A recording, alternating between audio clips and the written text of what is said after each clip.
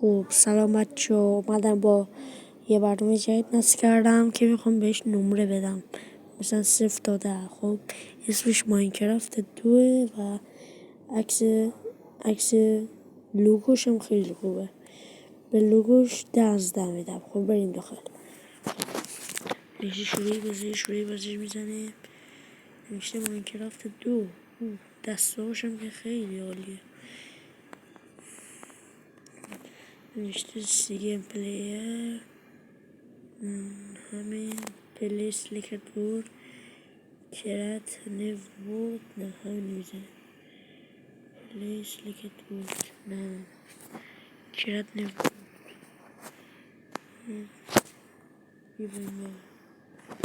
خب اینو چی دیگه؟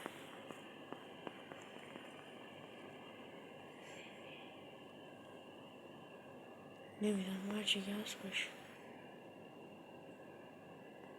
نمیدونم، نمیشه از این بخش بیرون. دایره همون پلی سلیکت میزنم.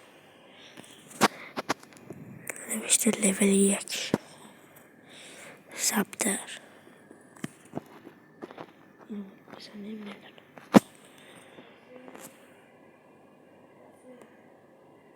بالا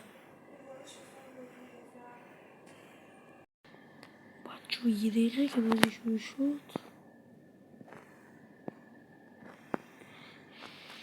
1 دقیقه که بازی شروع شد بچه ها سریع گوشتام خالی شد. من موندم چی باید بپریم، چیز برای پریدن نداشتم.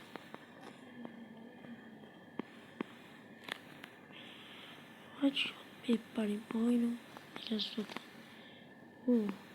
کنده چی باید بزنیم. بس اینو بزنیم. اینو گرفتیم تیبه.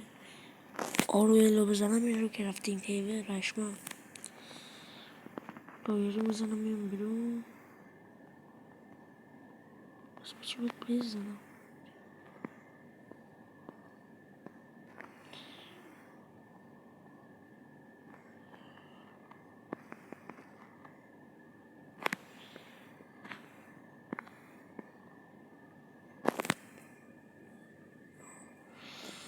بزنیم این چوب میریم جلوتر. میایم اینجا. تازه من یاد میگیرم بچه. سیب بشما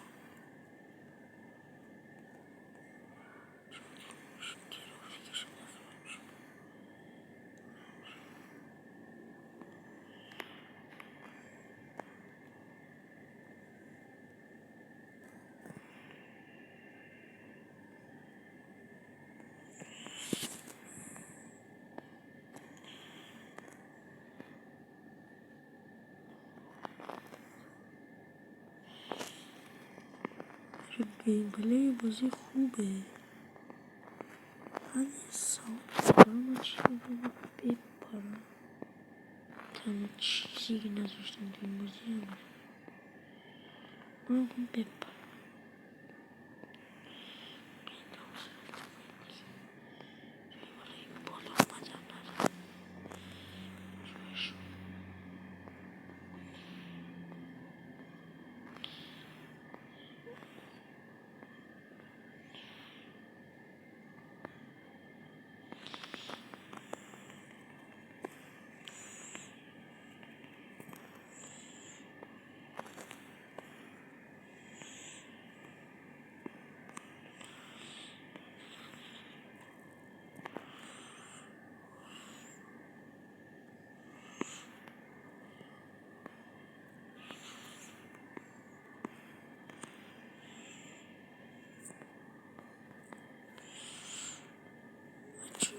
بچه اصلا نمیشه باید بالا. بازی خیلی عجیبه بچه. من به این بازی از 0 تا 10 بهش من 3 میدم.